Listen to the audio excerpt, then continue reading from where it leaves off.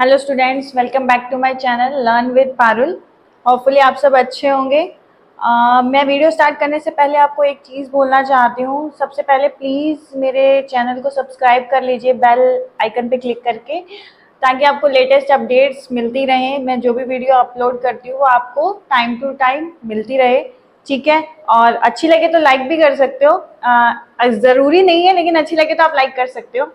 अब previous video में हमने क्या पढ़ा था, फंक्शनल डिपेंडेंसी के बारे में पढ़ा था।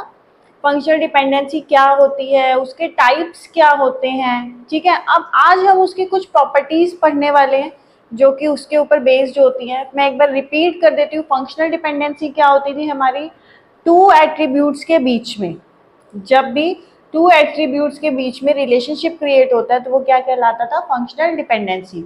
जैसे मैंने आपको बताया था x टेंड्स टू y बताया था। जो x होता है आपका वो डिटर्मिनेंट होता है, सॉरी, और y क्या होता है आपका, डिपेंडेंट होता है। तो आप कह सकते हो x determines y and y is dependent on x। तो मैंने फंक्शनल डिपेंडेंसी के बारे में आपको ये चीज कंसेप्ट बता दिया था, उसके टाइप्स भी एक्सप्लेन कर दिए थे, ट्रिवियल, नॉन ट्रिवियल, ट्रिवियल में सबसेट होता है, नॉन ट्रिवियल में सबसेट नहीं होता है, और ट्रांजिटिविटी बताई थी जो इनडायरेक्टली डिटर्मिनेंट पे डिपेंडेंट होती है, और partial dependency, fully functional dependency के बारे में बताया था, ठीक है। सिंगल वैल्यूड, मल्टी वैल्यूड बताया था। ये सारे टाइप्स में प्रीवियस वीडियो में एक्सप्लेन कर चुकी हूँ। आज मैं सिर्फ प्रॉपर्टीज बता रही हूँ आपको फंक्शनल डिपेंडेंसी की। आगे आने वाले टॉपिक्स बहुत इंपॉर्टेंट हैं, मैं क्लोजर बताऊंगी आपको। उसके बाद सारी नॉर्मल फॉर्म्स आएंगी। नॉर्मल फॉर्म्स बहुत ज़रूरी हैं, पेपर में कई बार इसका पैराग्राफ क्वेश्चन आया, मतलब 5 क्वेश्चन आए हैं, 10 मार्क्स ईच, ठीक है। 10 मार्क्स के टोटल जो कॉम्प्रिहेंशन टाइप क्वेश्चंस आए थे वो आए थे।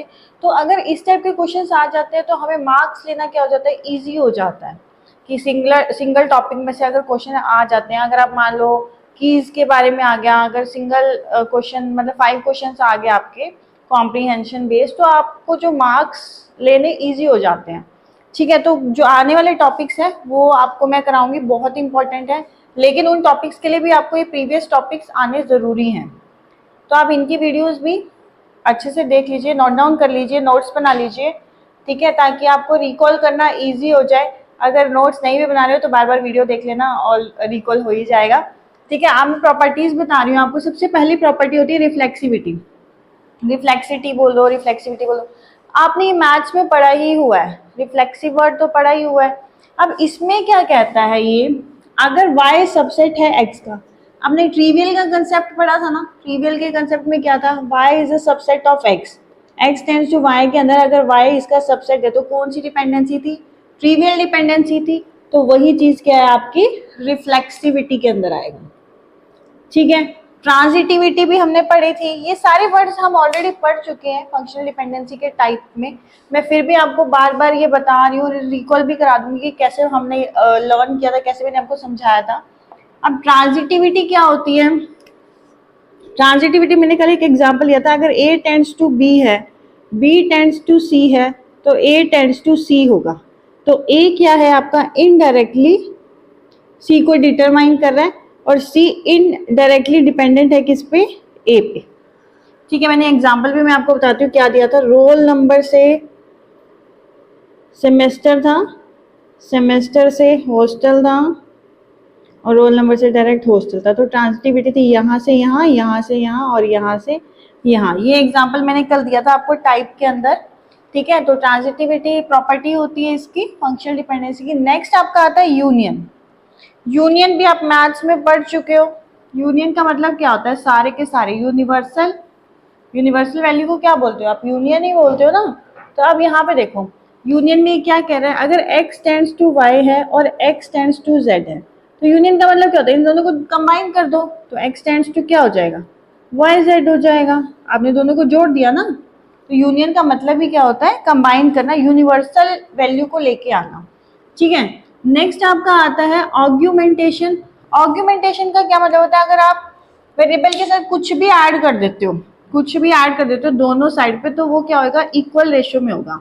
जैसे अब यहाँ पे देखो, x टेंड्स टू y था, मैंने दोनों साइड क्या ऐड कर दिया, y ऐड कर दिया, तो वो क्या हो जाएगा, इक्वल हो जाएगा।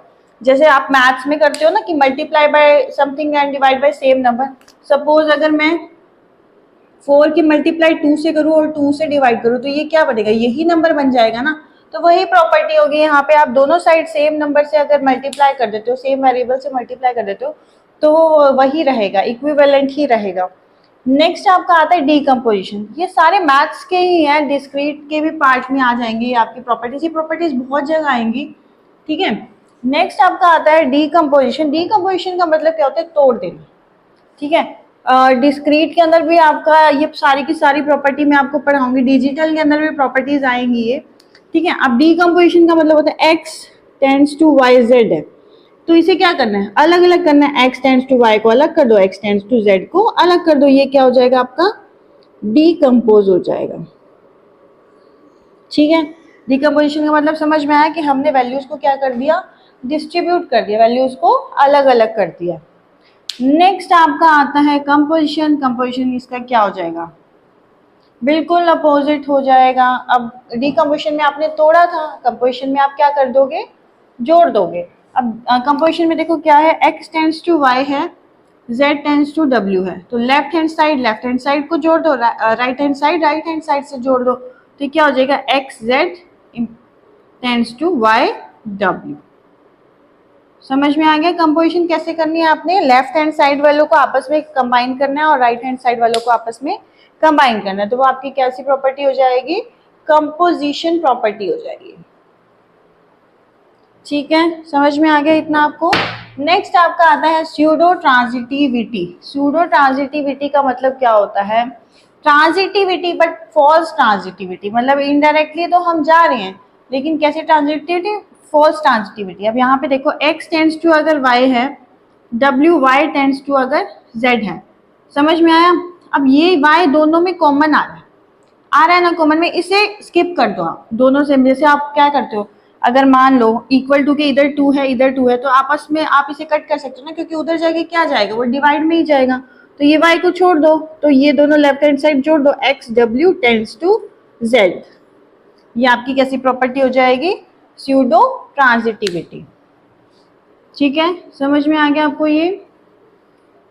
ये कुछ प्रॉपर्टीज थी हमारी फंक्शनल डिपेंडेंसी की। आपने ये सारे वर्ड सुने भी हैं फंक्शनल डिपेंडेंसी के अंदर, मैंने एक्सप्लेन भी कर दी इनकी सारी की सारी प्रॉपर्टीज आपको, ठीक है। फंक्शनल डिपेंडेंसी का टॉपिक खत्म हो गया आपका, जिसमें मैंने डेफिनेशन बताई थी, उसके टाइप्स बताए, उसकी प्रॉपर्टीज बताई। जो थ्योरेटिकल पढ़ रहे हैं उनके लिए बहुत अच्छा टॉपिक है, बहुत अच्छा कंटेंट भी हो गया है। मैंने टाइप्स भी अच्छे से एक्सप्लेन कर दिया और प्रॉपर्टीज के बारे में भी बता दिया। आप एग्जाम्पल के थ्रू भी प्रॉपर्टीज को एक्सप्लेन कर सकते हो, ठीक है।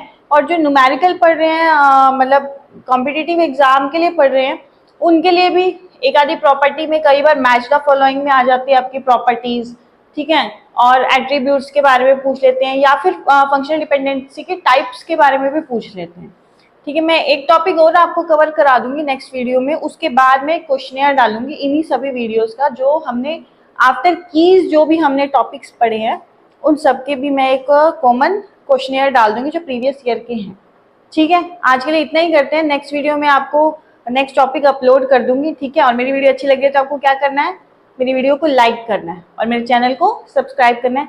नेक्स्ट क्लास में मिलते हैं, थैंक यू सो मच।